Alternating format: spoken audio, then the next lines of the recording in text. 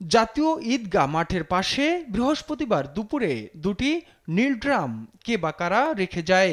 বিকেল নাগাদ ড্রাম দুটি নিয়ে সন্দেহ হলে বিষয়টি পুলিশকে জানানো হয়।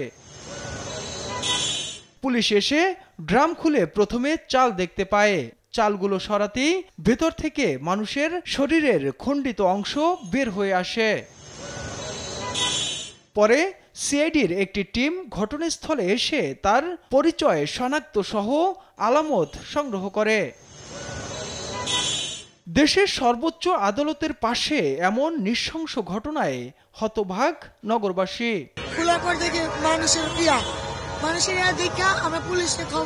আমরা জানি বিভিন্ন সময় কাটা লাশগুলো পাওয়া যেত আপনার নদীর ধারে, আশুলিয়া বা বিভিন্ন নীরব এলাকায়, কিন্তু এরকম একটা জমজমট এলাকার ভিতর দুটো ড্রাম রাখছে, তার মানে এই সন্ত্রাসী দক্ষ সন্ত্রাসী এবং চক্ষু সন্ত্রাসী, এটা নিশ্চয়ই কোনো একটা উদ্দেশ্য আছে। ডিএমপির রমনা বিভাগের উপ পুলিশ কমিশনার মাসুদ আলম জানান, কেন তাকে হত্যা করা হয়েছে সে বিষয়টি এখনো নিশ্চিত করা যায়নি, তবে তার পরিচয় শনাক্ত হয়েছে।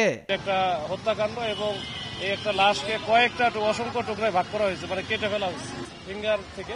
সেটা রংপুরের বদরগঞ্জের একজন ব্যক্তি।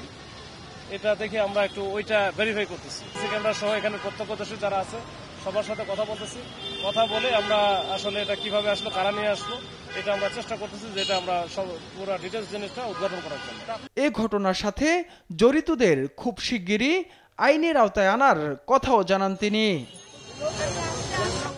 তাইফুর রহমান তুহিন, দেশ টিভি, ঢাকা।